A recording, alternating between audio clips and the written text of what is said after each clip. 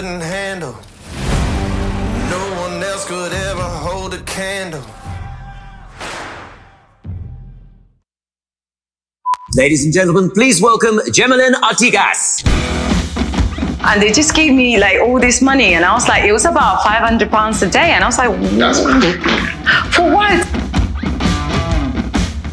Is this lipstick okay? Day I was running away. Delicious.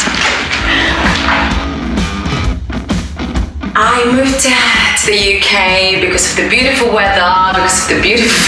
I'm just kidding. I bring the party. London is full of opportunities if you know where to look.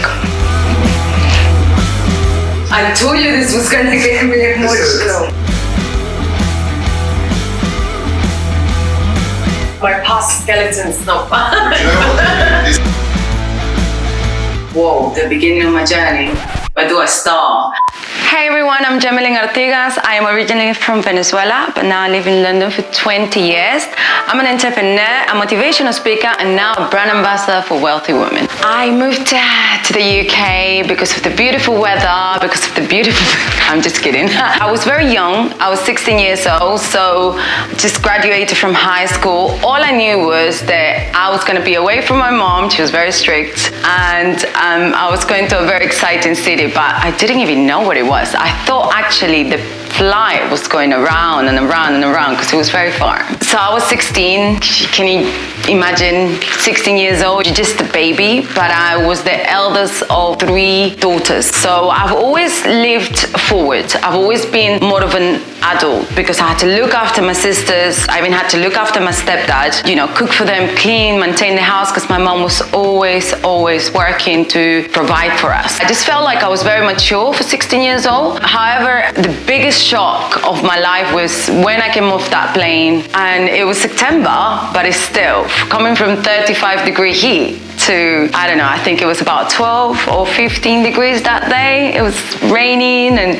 it was cloudy and it was freezing cold. So yeah, I was excited, but at the same time I was really nervous and scared. I remember walking around the streets. I never used to look up. I always used to look down on the street, just looking for coins. This is when 20 years ago, when people used to use coins for everything, for the phone box, and cash was a thing. So I used to always look around. I used to find 20p here, 10p there. Didn't want to bring myself to beg, so I felt like I would always be lucky to find some money to be able to eat. My mom is my biggest hero. She's such a hard worker. She always did everything in her power to give us the best. We come from a very poor background from my dad. Then she moved on to someone else that had a much better lifestyle. Obviously not just because of that. They actually fell in love. She's always been my, you know, someone I look up to. She wasn't there as much as I would have wanted her to be, but I knew everything she was doing, it was because of us. So when I came to London, 16, I used to fly her because I didn't speak a word of English. The hardest time in London, I think it was, I didn't say it at the time because I was 17 at that time. So a month after I came to the UK. And I had a boyfriend that it was the love of my life. It was my first love, the reason why I came all the way to London. And 6 months later, he actually cheated on me. So I ended up in a very bad situation because I had no one here. And everyone I knew, it was through him. So I didn't want to know anyone because I felt like everybody knew that he was cheating on me, but nobody would tell me. So I was angry not just with him, but everybody else. And from that, I ended up sleeping rough. I was homeless. I got run over by a motorcycle at that time. I was seen on the back of restaurants, and it was hard. The famous Tesco. This is where I used to, once I've been walking around and I had maybe 30p. Back then, it was a lot cheaper than today. I will buy a baguette, and obviously bread on its own can be really dry. So I used to see people eating beans all the time, and they seem very juicy. So I used to buy a tin of beans and a baguette, and I used to dip my baguette into the beans just so it wasn't dry. Well, 17 years old, being on your own. Right now I think about it, I'm a mom, I'm like, oh my God, how can somebody actually live in London so cold? But yeah, I get emotional. But yeah, that's pretty much the hardest time for me. And I didn't want to tell my mom because I knew the moment I told her, she will get on a plane, come to London and take me back. And I wasn't ready to quit.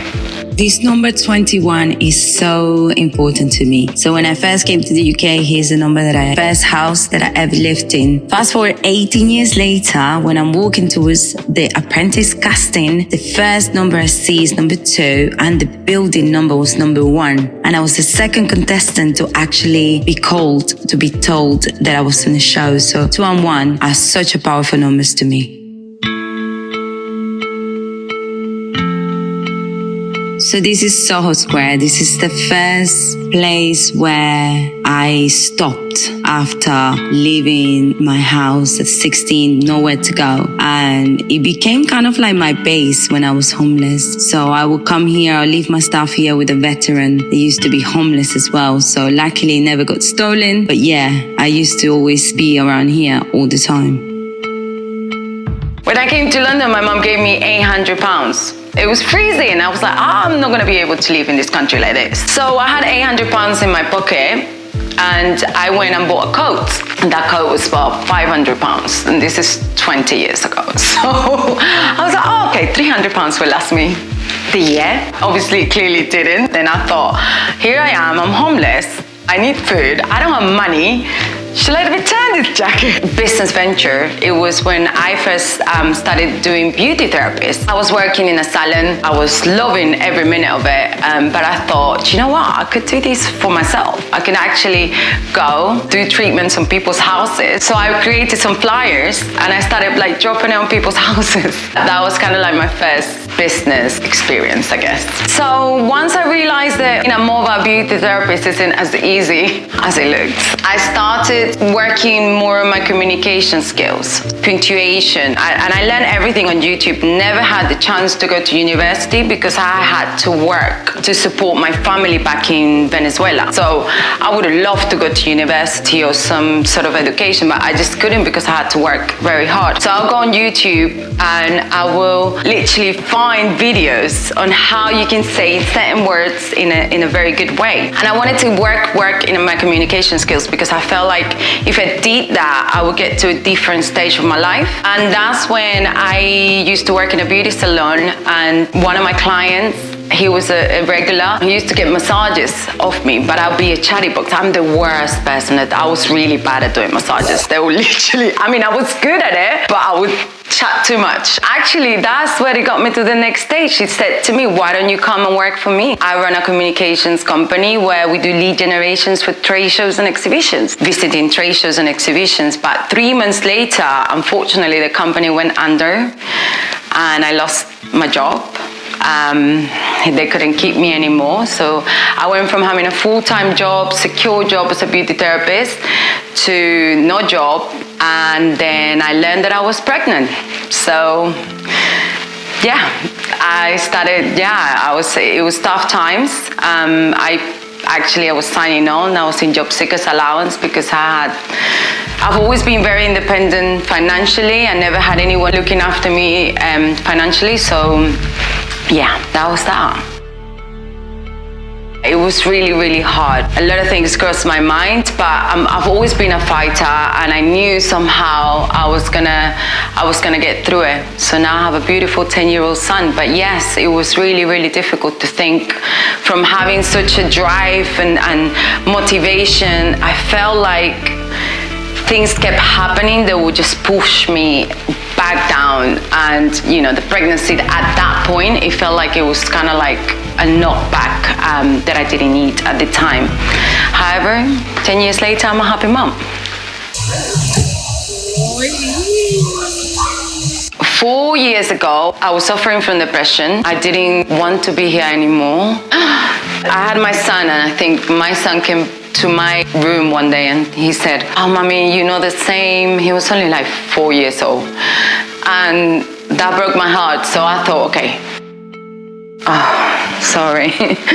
So I thought, okay, I need to do something with my life. It was kind of like a wake-up call, like I need to do something with my life. I thought, I'm gonna just open my laptop, whatever comes first, I'm going to do. I opened my laptop, I went on Google or Chrome, and what are the chances that an ad for The Apprentice comes up? And I've always watched The Apprentice, I've always loved The Apprentice, and I always thought if I was to be on a TV show, it would be The Apprentice, because I've always been very business-minded. So I was like, okay, well, let me just apply. 2 days later, I got the first audition. I was like, wow, this is happening. I'm actually auditioning for The Apprentice. To my surprise, I got the address. I went to Tottenham Court Road for The Apprentice audition. They always request you to dress corporate. Ideally wear a suit.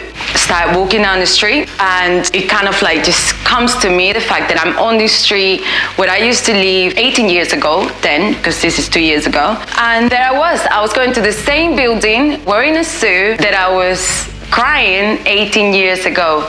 The exact same building that I saw people coming out of there, successful, wearing a suit, that I was going inside the exact same building, wearing a suit, forced to be, hoping that, that was gonna be my success story. And here I am, I made it to the show. I am so ambitious that you can actually catch me, and ambition comes out of my blood. I knew from the second I saw that building is this moment I had of suffering. I was at rock bottom. No food, no money, nowhere to go, no friends. Seeing those people being so successful, it lived in the back of my mind for 18 years. I visualized that. That was my journey. I was meant to go through everything I went through because I knew that The Apprentice was going to be the first step to changing my life. You can't believe this is the arc where I actually, from the first time I left home and I just didn't know what was going to happen with me. It's only 17 years old at that time, and I just didn't know what was going to happen in my life. And it started raining, and I went underneath this arc, and I used to see the people who was coming from that building thinking, one day I was going to become successful. Then they had a suit and they had the briefcase, and it's just crazy that fast forward 18 years later, I was going to the same building wearing a suit because of The Apprentice and being part of the show. Thank you. I told you this was gonna get me emotional. I think women are amazing. We do so many things. We bring life. We, can make a house a home.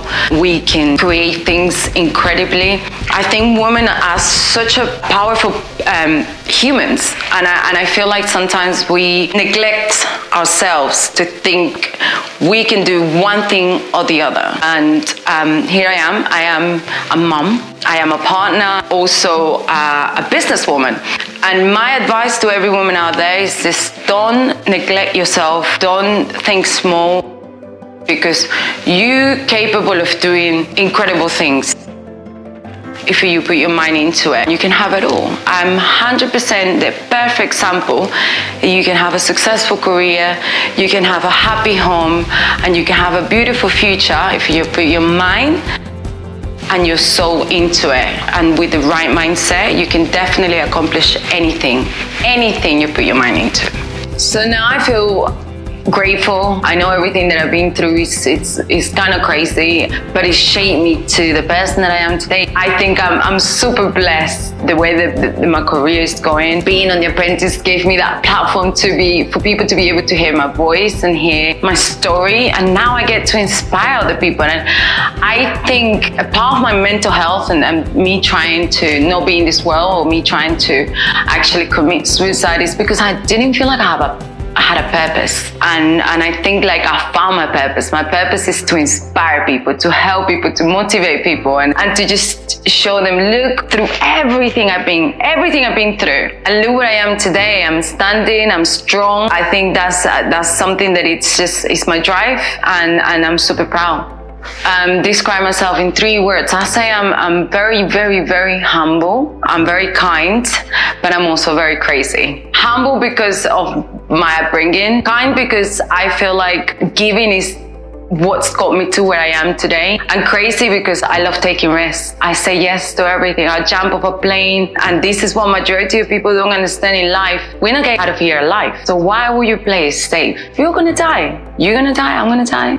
Everybody's gonna die. So, if you had 24 hours to leave, would you play it safe? No, you wouldn't. So I see it that way. So they classify me as crazy, but I think it's actually even.